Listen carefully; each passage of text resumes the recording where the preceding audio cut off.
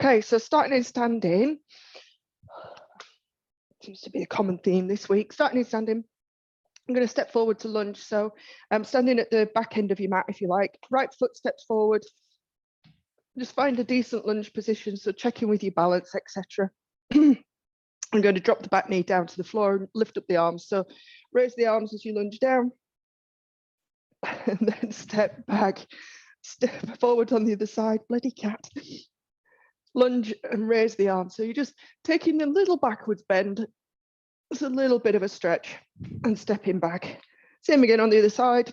Step forward, big lunge, dropping the back knee, up with the arms. Repeat on the other side, she says, trying to hold a balance. And try not to stand on the cat. Couple more.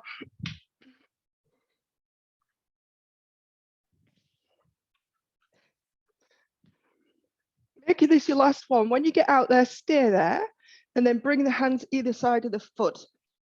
Sorry, on the inside of the foot, not either side of the foot, on the inside of the foot, so the usual place. Just widen your stance if you need to, like I'm doing. I'm kind of wiggling my foot out. And from there, we're going to take our rotation up towards the ceiling. And just holding and breathing. Push yourself around a little bit more if you can.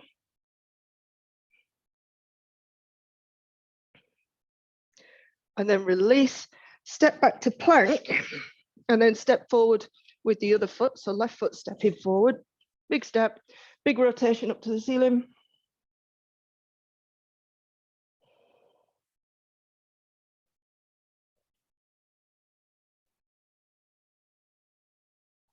And release, and then step back to plank again. Organize your feet to hip distance apart. So we're going to do that same rotation that we've just done, but from a plank position. We're not transferring into or transitioning into a side plank. We're just literally going to keep everything as it is and twist and open to the ceiling. Your feet might go a little bit and your hips might lift a little bit, but it's just the rotation part. And then release the hand back down, same on the other side. Trying to keep your hips as level as possible. They will go a little bit, but you want to kind of turn your hips down to the floor as you turn your chest up towards the ceiling. Release the hands, same again on the other side. I'm trying to keep my pelvis as is. I take the hand and the head towards the ceiling. And then from there, I'm trying to, if you're on the right side, I'm trying to drop my right hip bone back down towards the floor. Easier said than done. One more on the opposite side. So once you've found that rotation, try and turn the hips back down to the floor. And release, bring the right foot forward again, outside the hand, and then turning the knee out. So rolling onto the outside of the foot, turning the knee out to the side.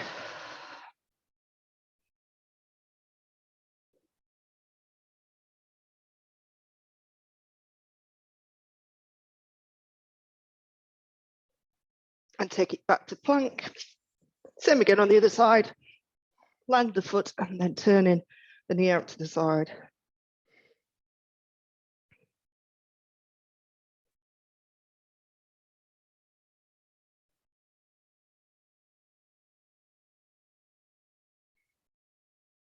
And release, take the foot back, come down to all fours, and then coming into our frogs. I'm going to take the knees wide, take the feet even wider, plant the hands, and then rocking forwards and back from there. Keep the tail lifted, so no tucking under. Just seeing how that feels this morning.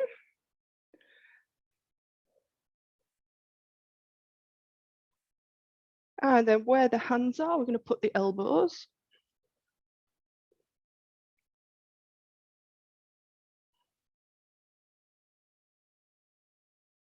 And then we're going to add in the leg lift. So as you come forward, turn one knee down into the ground to pick up the foot and then place it back where it came from. And just alternating sides. noticing if one side feels different to the other or has more range.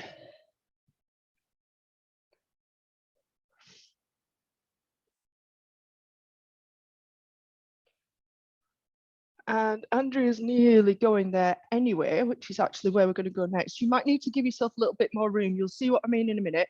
But as you come forward, I'm going to pick up one leg, but you're going to keep going with it. So it's almost like I'm trying to get the outside of my ankle bone down to the floor.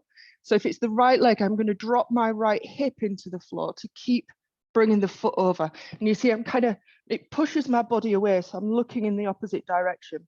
So my foot's coming over in a big arc. I'm looking away from it. And then I'm going to push back and the foot will come down. Same on the other side. As I come forward, the foot lifts. And if I keep going, it's going to drop that left hip into the floor, drive my body away, and then push back. So it's just extending the movement. There's no real right or wrong with it. And just brings in a little bit of rotation at the spine. A bit more rotation at the hip joint.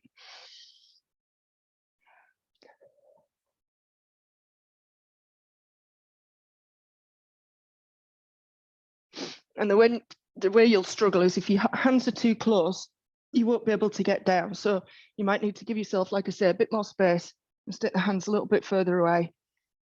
So you've got room for the body to drop between the elbows. Couple more. And last one. And release. And then we're just going to come in, we're going to go old school a little bit. We're going to come into some bridges. Come over onto your back.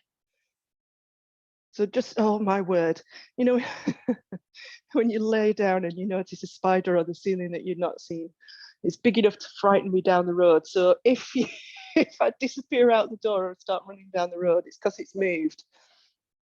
All right, so bridges, just a usual bridge, slightly flatten out your lower back just to take out the arch so that when you lift, you come up in a nice neutral spine. You should feel that the hips are opening at the front. I'm going to hold at the top. And what I want you to feel is your glutes working. So for these next bridges, we're going to play with trying to keep your glutes activated as you come down, right? So it's dead easy here. You've probably already switched them on. You're probably already squeezing your glutes. And if you're not, do. But then as you come down and tap the floor, can you keep them squeezing and switched on and then come back up? And that's all we're doing. It's the most, the basic bridge.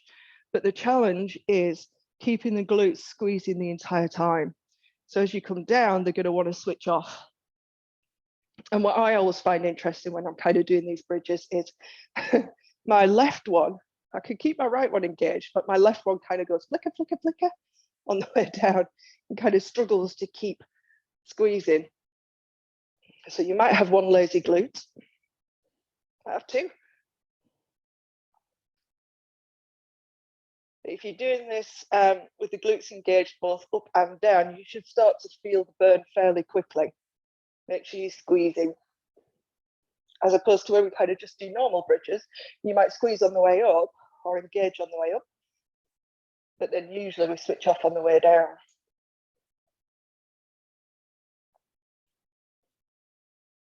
And it's not like, the contraction is on the way up and there is a certain amount of relaxation on the way down, if you like, or lengthening.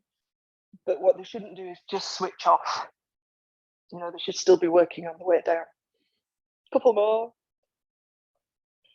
And last one. And come all the way to the bottom and just have a little bit of a wiggle, release the tension. And then we're going to go for single leg version. So single leg version here. Let's come up with, come up with two legs. So come up to the top with two legs and squeeze the glutes. And then take up the left leg just so the knees are level and see if you can keep that right glute engaged. And then as you lift and lower, same thing. You want to keep the right glute engaged. So now it doesn't have its friend help something to squeeze against. You've got to find that activation yourself.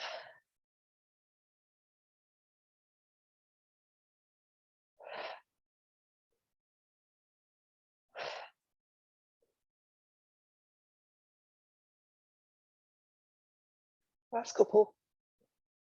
Let's make the last one there. Same thing on the other side. Come up with 2 feet first. Find the glute engagement at the top, so you know you've got the tension, and then lifting the right leg, knees level, lift and lower on the left. So what I get on the left now is less burn in my glute, because this is the one that doesn't want to work, and a threatening of a hamstring cramp. Because if my glute's not working, my hamstring has to do some more work, which he's not happy about. So I'm trying to find that glute connection on this side.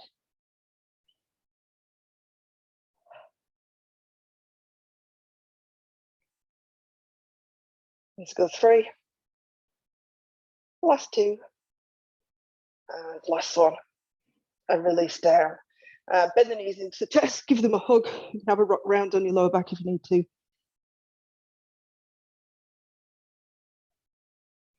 And then transitioning onto our front. Just a couple of quick wrist stretches. So turn the hands out to the side from all fours and rock side to side. Nice and wide with the fingers.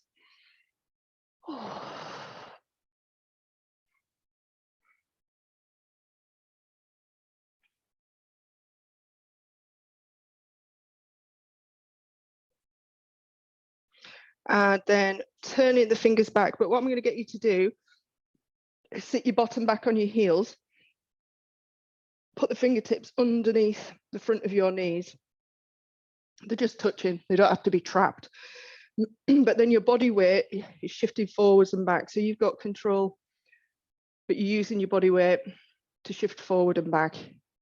So sinking hips down to butt gives you the stretch, and lifting takes it off.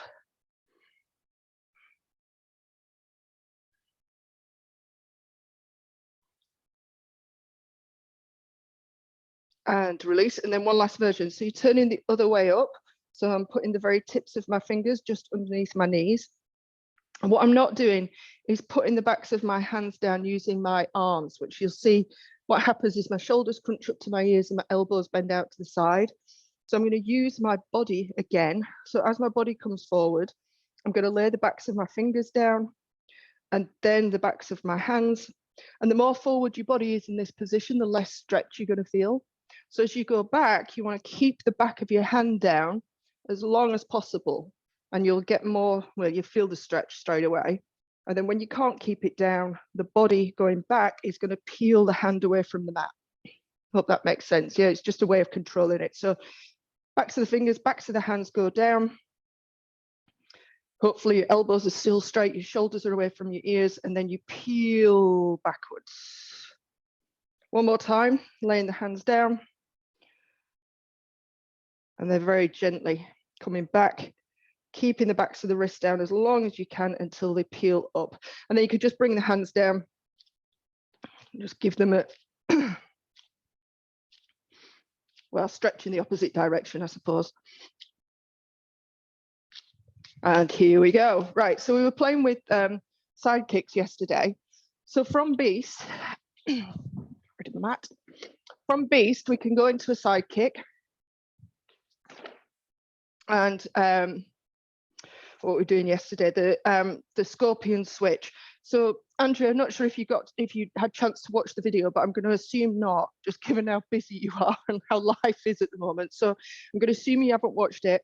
So we'll go, and it'll probably do us a favor to go through it again anyway. So let's start with the side kick through. So starting off in static beast. So set static beast, hover the knees. Yeah, and we'll go left side kick through. So we start to make the turn. You pivot in on the right foot. The toes, the big toes kind of come to each other, and then the foot plonks down. So the heel comes down with the toes pointing in the direction in which you're going to kick. Yeah, so we kick, we pull the hand back. Then when we come back, the heel lifts on the right foot, the toes come back together, you pivot back to your beast position. And then we go on the other side. So same thing again, you start the turn, heel up on the left, big toes come together, heel comes down, right leg kicks, hand pulls back to come back. You lift the heel, the big toes come back together. You pivot back to beast and lower down. So we're just going to play with a few of those. Make sure that you're not here. Right, so it's all about movement windows. If you are in all fours, you're going to have a very, very big area to support yourself, or a very big, long, it's going to be harder. So if you come a little bit closer with the knees, you're a smaller shape. Now it becomes a little bit more compact, so everything can move a little bit easier. Yeah. So Andrea, bring your knees forward a little bit more. Yeah, so they're under your belly button. It feels weird because we're used to all fours. Yeah, I get that. All right, so let's go for a few on each side. So we hover the knees. You look at your big toes, they come together. The heel drops. You kick out, you pull the hand back. We go back, same way we came. On the other side, right leg side kick through. Big toes, heel down, kick out, hand pulling back. Lift the heel, big toes together, pivot back to where we started. Same on the other side. Big toes, heel down, kick. Lift the heel, pivot back to beast. One more.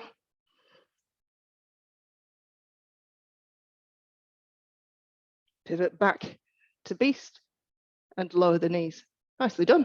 Okay, so your scorpion switch. Andrea, we usually do knee to wrist and then up and round. This kind of skips all that out.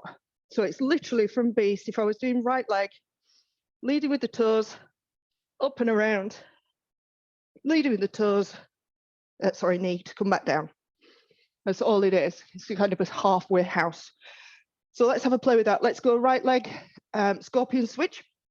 So set beast, knees hover, leading with the toes, up, out and around. When you arrive at the top, push the floor away with the arms, lift the heel, bend the knee, split the legs, shin parallel to the ceiling. Big circle with the knee to come back down. As the knee travels down, opposite knee bends, so you come back to your beast hover. Good. Okay, let's do the other side. So same thing, set beast, left leg, scorpion switch, leading with the toes, up and around. So the heels out, heels up, knee bent, push the floor away. Reverse, back through to beast. Going all the way back down to your hover, and then release the knees. Oh, so just like we were doing yesterday, we're going to combine the two together. So that scorpion switch, we're going to go up. We're going to come back down through beast into a side kick with the same leg. Oh, yes, we are. Here we go. So I'm going to go right leg side, right leg scorpion switch into right leg side kick through. So set static beast. Right leg scorpion switch, lead with the toes, up and around. Find that top position, make it a good one. Heel out to the side, heel lifted, knee bent. And then back the same way you came for a right side kick through. You come back through beast, you start the pivot the foot, you find the big toes, kick out, arm pulls back. Coming back to beast, big toes, heel lifts, pivot back through beast and lower the knees. And then we go again on the other side. So set static beast. Which leg have we just done? Do we just do left? Is it right now? Yeah. How can I not remember? It's just landed. Right leg side. No, right leg scorpion switch. So same again, set static beast, right leg scorpion switch. Up we go. I think I've just done this side, haven't I? Yeah, I have. Oh well, we'll do two on Sorry, I each was just side. going to say it's left. Thanks, Andrea. Come through to your side kick through. At least one of us knows what we're doing. Back through to beast. So we'll do two on the other side, one after the other. Left leg, scorpion switch. Here we go, leading with the toes, up and around. Find that top position, heel lifted, knee bent, push the floor away. Come through to your side kick through. So you want to kind of come through that beast position, Pivot the foot, big toes, kick through. Let's go straight back up into your scorpion. Yeah, so you're going to come back through, the hand comes down, come all the way up, foot sliding into your scorpion. And then we go back to our side kick. So come through, beast, big toes, heel down, and kick. And come back to your beast position and lower the knees. Breathe a sigh of relief. And come off your wrist for a moment as well.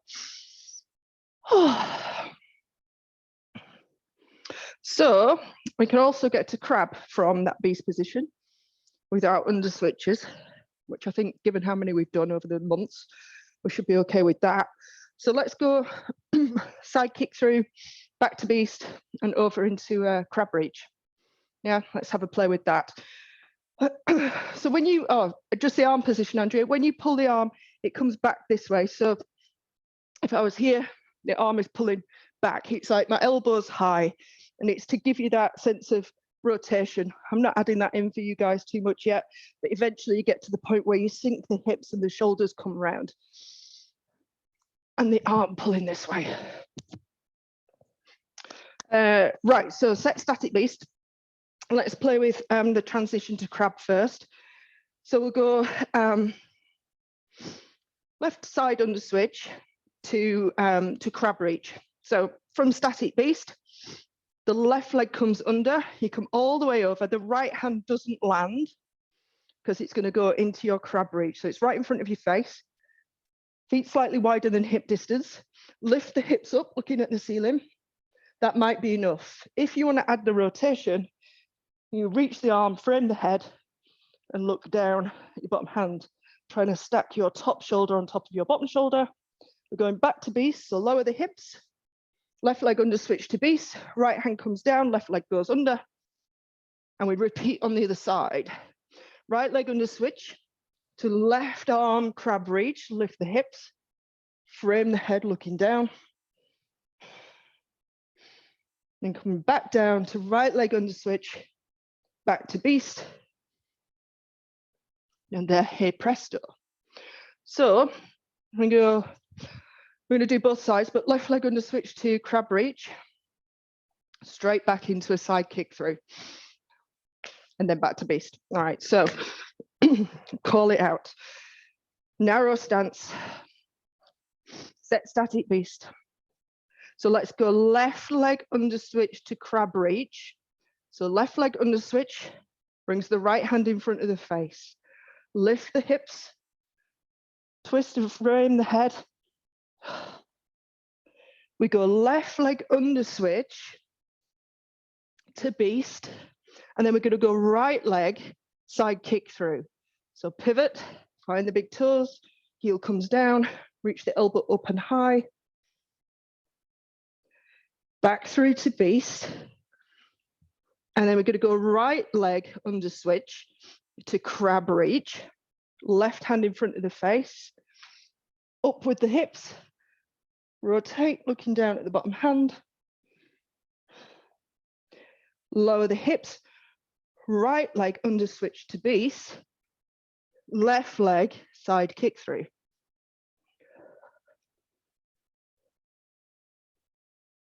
Better, well done, good, and bring it back. So usually the leg or the arm that I call, this is for you, I think you guys are getting this. If I say left leg under switch or left leg, that's the leg that picks up. Yeah, it's the leg that's moving. There's a few exceptions to that rule, but that's the main thing. Right, going up to standing. Let's come with some balance work. In fact, no, we'll come back to some lunges. I'm just going to grab my mat so I can stick to the floor.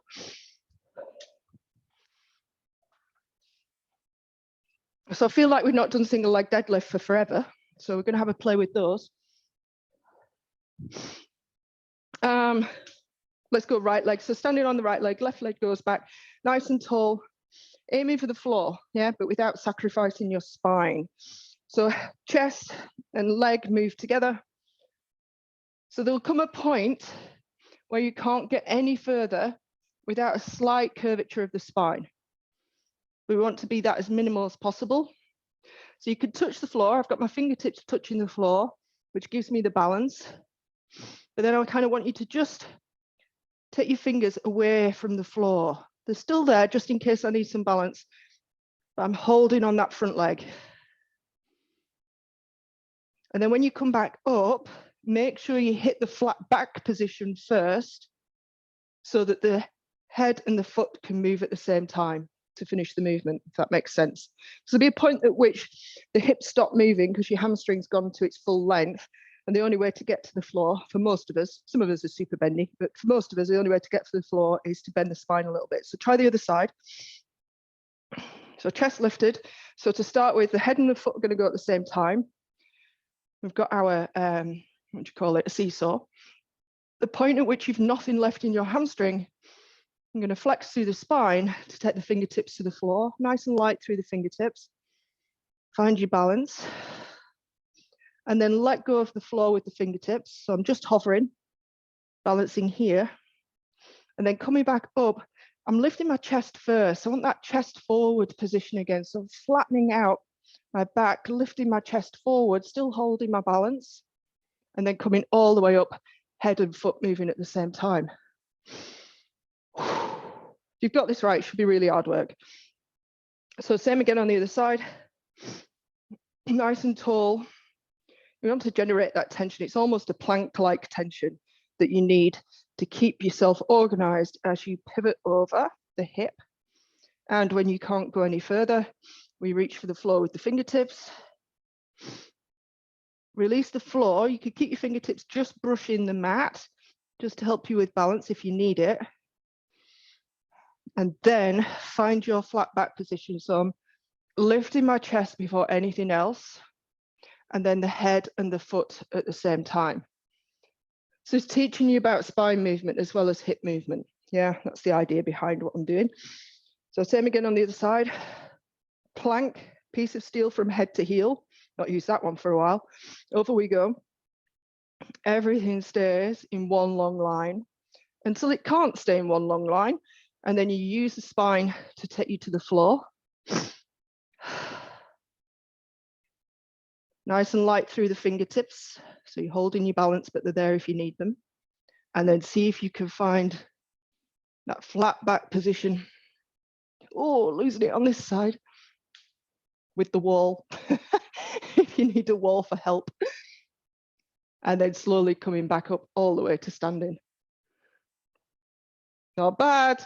All right, we've got time for our pretzel coming down to the floor. Oh, no idea where the time is going in these sessions at the moment. So bottom ankle, top knee, usual story. Pull the bottom leg out of the way.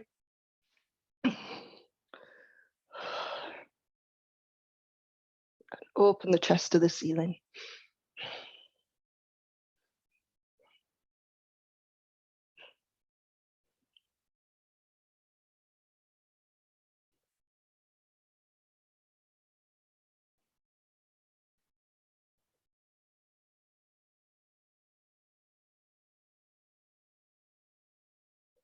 And usual story, very gently come out of that side and we switch to the other side.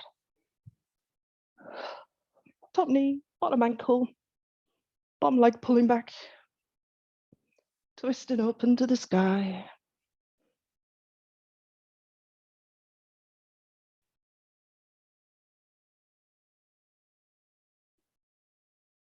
Does anybody else get spine pops when they do this?